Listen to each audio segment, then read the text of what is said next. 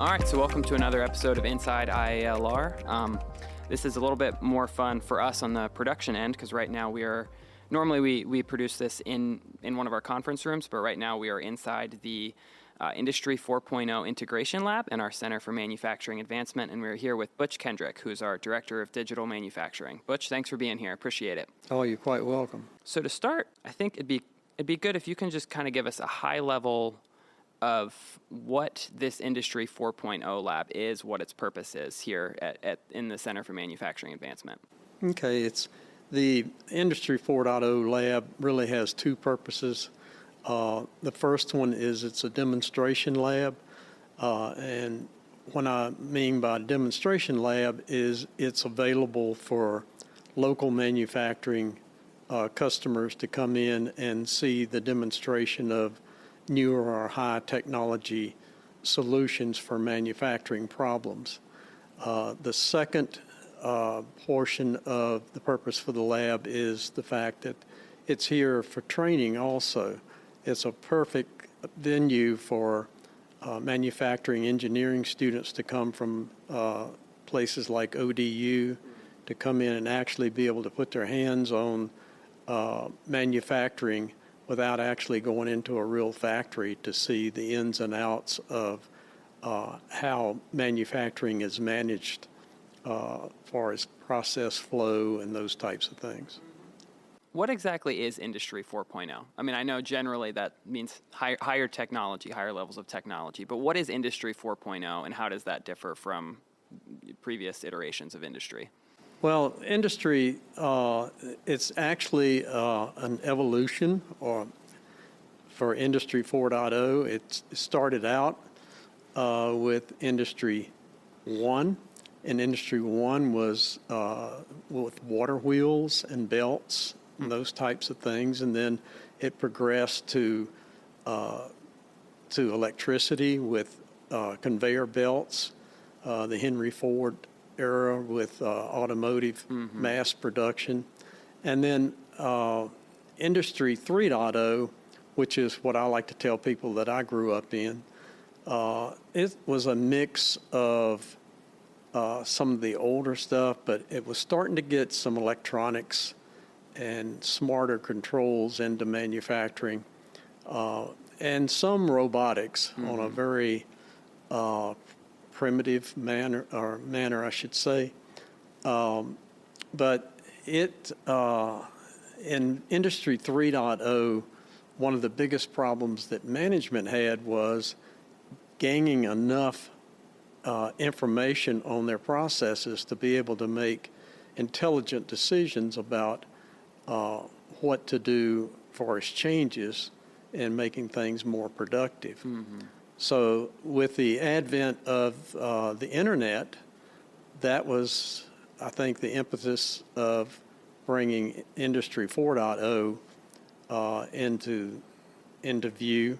For several years there, you heard of things called industry or Internet of Things. And the Internet of Things was devices. People had a vision that any device could be hooked up to the internet, could be given an address, and could be accessed from basically anywhere in the world. So that technology finally made its way into manufacturing in the term Industrial Internet of Things, IIoT. And all the devices and stuff that are used in manufacturing, temperature sensors, pressure sensors, speed controls, those types of things, they were starting to give those that same type of capability with addresses so that they could communicate outside of the factory floor. So what that ended up doing was it ended up giving the capability to create a lot more information about the processes that were going on in that facility. So now that presented another problem.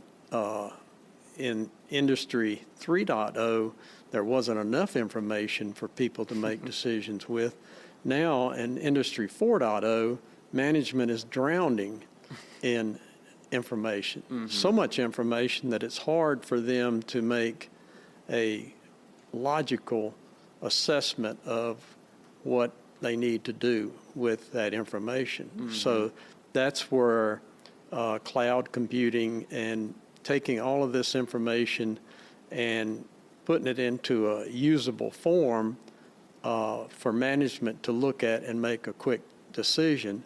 One of the things you don't hear a whole lot about is there's a term called the fog, and the fog is a instance of the cloud, except it's on a local basis. It's within the facility itself. It runs cloud applications within the facility without having the need to take it out and take it to the internet to start out with.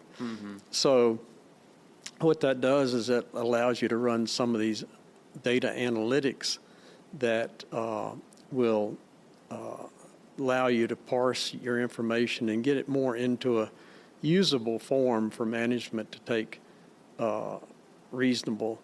make reasonable decisions from. So Industry 4.0 is basically a way to gather information in a more efficient manner and be able to interpret that information and be able to make decisions in a much more accurate manner and know the predictions of how the outcome is going to be from those decisions. And a lot of that involving automation, robotics, things Yes. like that.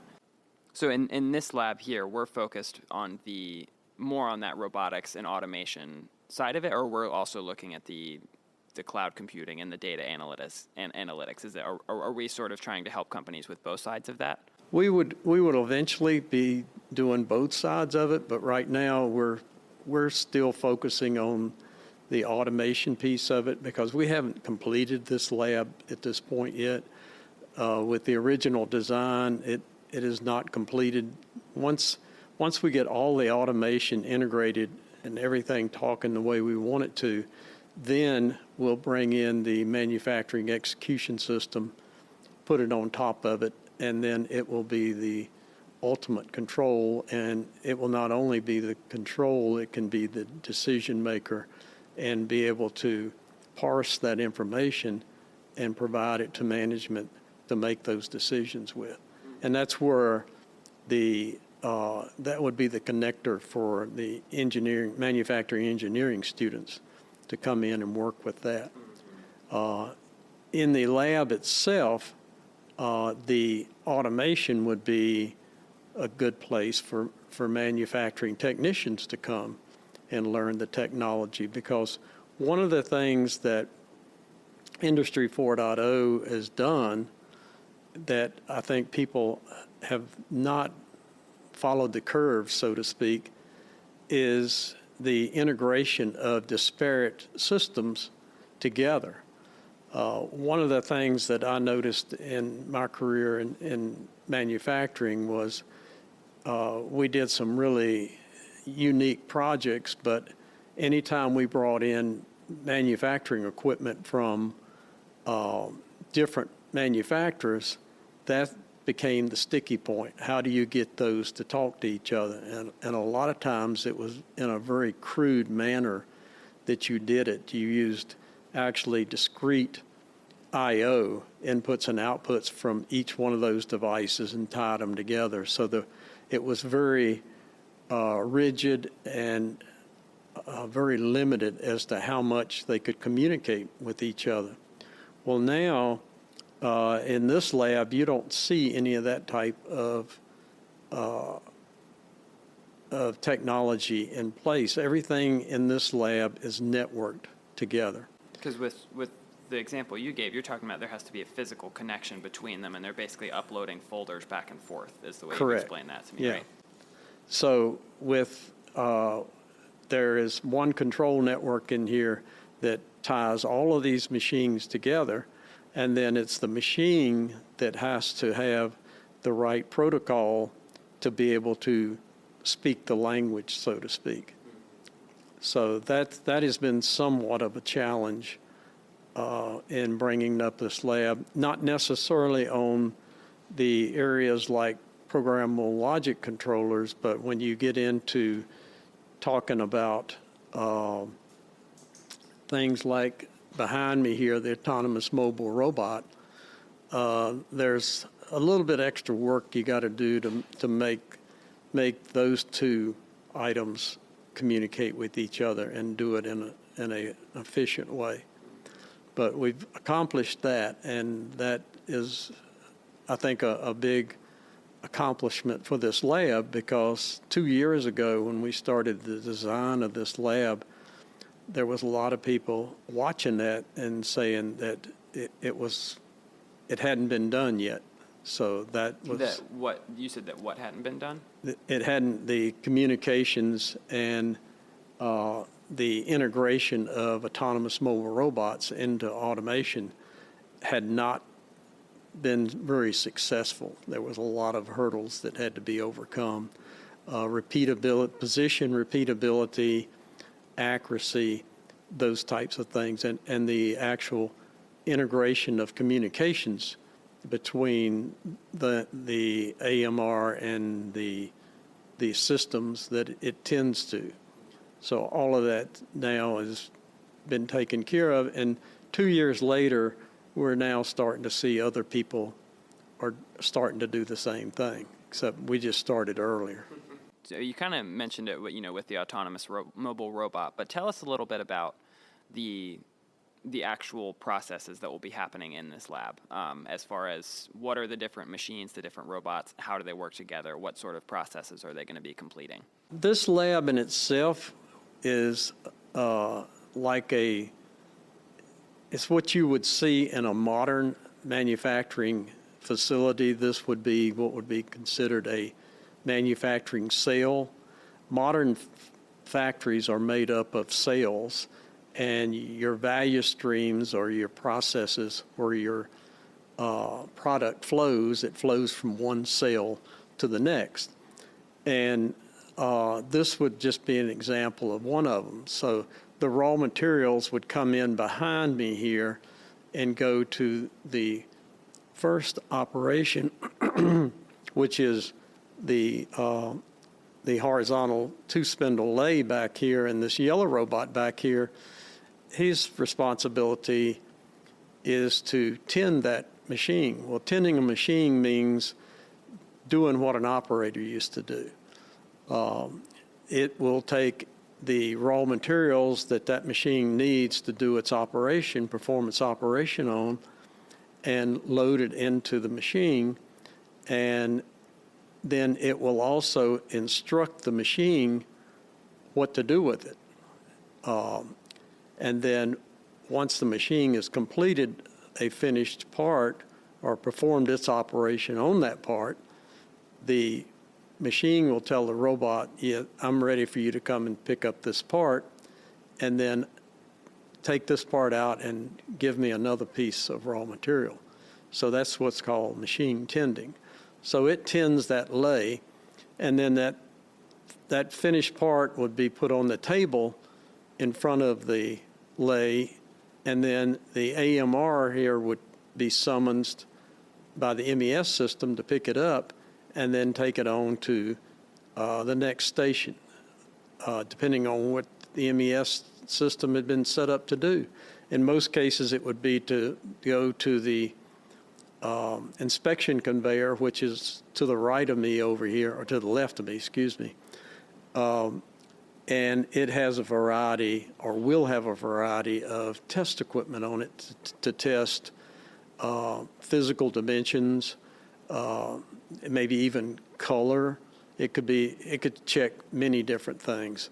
There'll also be a 3D laser engraver on that line that will be able to put markings on that part, whatever we decide it needs to have on there. And when I say a 3D engraver, most laser engravers only engrave on a two-axis plane, X and Y.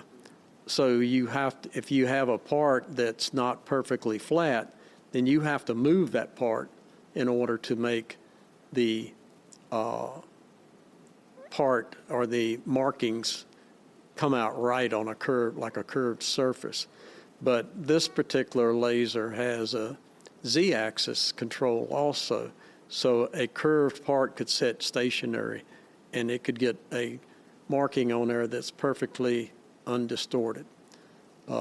So once that's done, then the AMR would be summoned back to pick up that part again and take it on to the next operation, which would be a vertical mill, which is further down the line, and then an operation would be performed there if needed.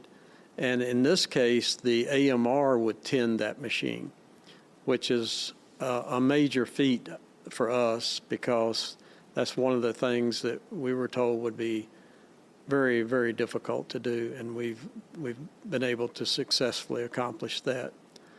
Once that's done, then we go over to a coordinates measuring machine and do final dimensional testing on the part. And then the part is brought back over here to behind me to my right to the two-armed robot, and that two-armed robot will package that part and prepare it for shipping, and then it'll come down that circular conveyor that's in front of the two-arm robot, and then the AMR will pick that part up and take it over to an area that we've deemed as our automatic storage and retrieval location. So basically what you're describing is that you're getting a raw piece of material, running it through several processes, turning it into a packaged, finished product that's ready to go without a human hand ever touching it. Exactly. Could be a lights-out operation, too. And that's what we're planning on. Someone comes in and goes to the squeaks board, which is a large board that's in here, sets up the part, sets up the number of pieces they want to make, ensures the raw materials are loaded down on the input end, and they walk out, turn the lights out, and they don't come back until everything's done. That's really cool. And you mentioned people, there was doubt about whether the autonomous mobile robot could work in this environment, and I know you used the word repeatability and accuracy. Talk a little bit about that process of getting that to work, because as you said, that was a big accomplishment, and I know this robot basically can identify a point in space and go back exactly to that point over and over. Exactly. Before we had the lab finished here, we used a CMM, coordinates measuring machine, to actually create some data on how well we could position both the AMR and the arm that's on the AMR. And the arm was giving us some pretty outstanding repeatability. We were down to 3 decimal places with the accuracy on that. And most of the time, if we had any error at all, it was just 1/1000th of an inch of repeatability. Then once we introduced the cart portion of the AMR into it, and it would travel away from that location and then travel back and reposition itself, and then the arm would do the same exercise. The error was 39 microns, which was our goal was to stay under 50. So we had accomplished what we set out to do. What is 39 microns in terms of, how big is 39 microns? Not much bigger than a hair. So it was pretty impressive. You mentioned earlier too, I want to circle back to something you mentioned briefly. That when you were in industry, a lot of the pieces of equipment, if they were different, from different providers, they didn't work together. You couldn't get them to communicate effectively. I know I've heard you talk before about in this lab you intentionally have a bunch of different brands and technology providers, correct? Right. What's the goal behind that, and what has that been like getting getting them to communicate together? I will admit it's not as easy as using all the equipment from the same manufacturer, but it's doable. And that's what we set out to prove. And when it's all said and done, when we get completed with this first phase, I try to not use the term when we're done with this lab, because my vision is we'll never be done with this lab, because there'll always be new technology evolving, and we always want to keep this lab on the cutting edge of technology. We want to keep all of this documented so that when students come in, we can show them it's doable. You don't have to be dependent on manufacturers for communications anymore. Mm-hmm. Where there's a will, there's a way. You're talking about those future technologies. What are some of the I know some of them we don't know. We don't know what some of them are yet, but what are some of the technologies or processes that you see that pretty soon in the next few years you would imagine we would be trying to integrate into this lab? Well, one of the things I think that's eventually going to be in here, probably sooner than later, is additive manufacturing. And the reason being, with robots, you have grippers, and with grippers, you've got fingers. Well, those fingers are somewhat dependent on the type of part that you're working with. So you've got to create an inventory, or I call it a library of fingers, based on your parts.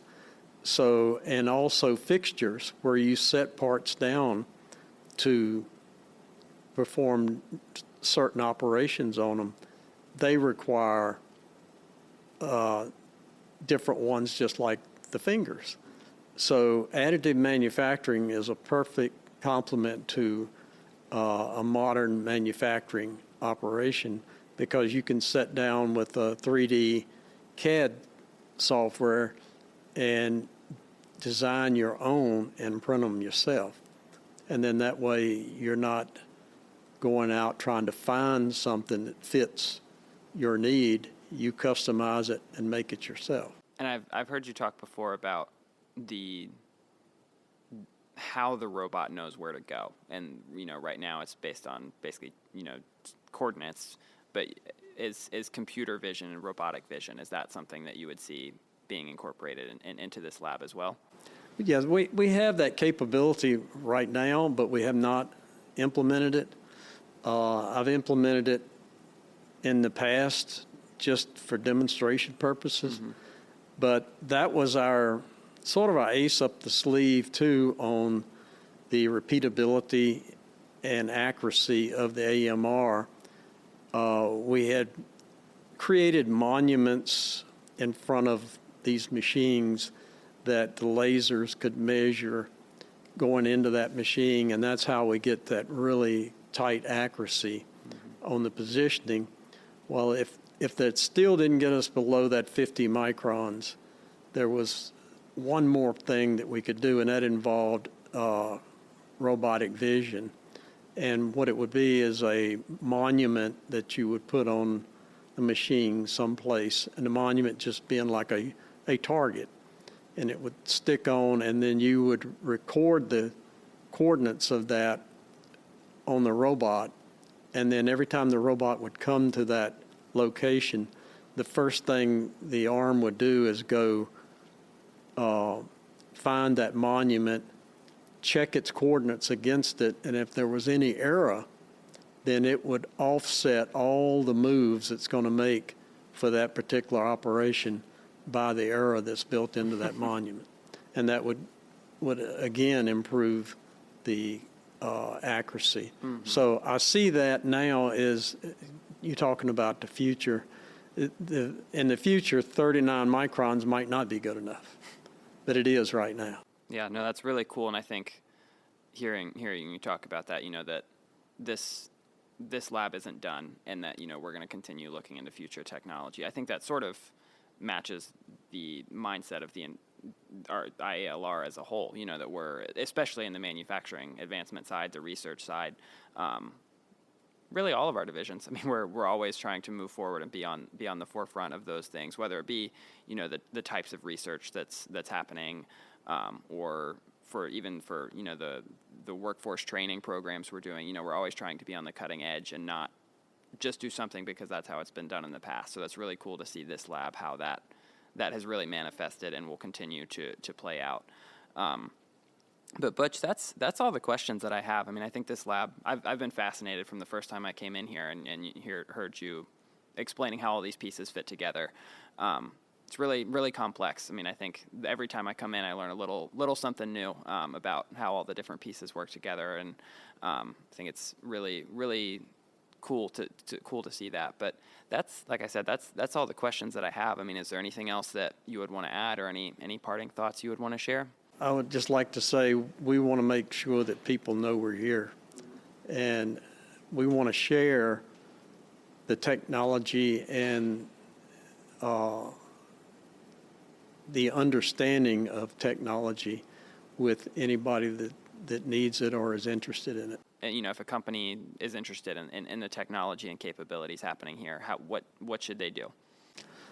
They should contact us, contact me, and we'll set up a time for them to come in, and we'll discuss with them what their problem is or their issue, and how we might be able to help them.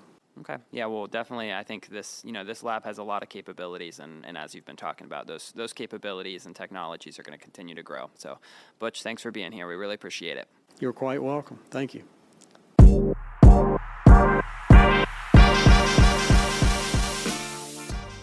Megabytes, IALR's on-site cafe, features everyday favorites, convenient ordering options, and an eager staff ready to welcome and serve you.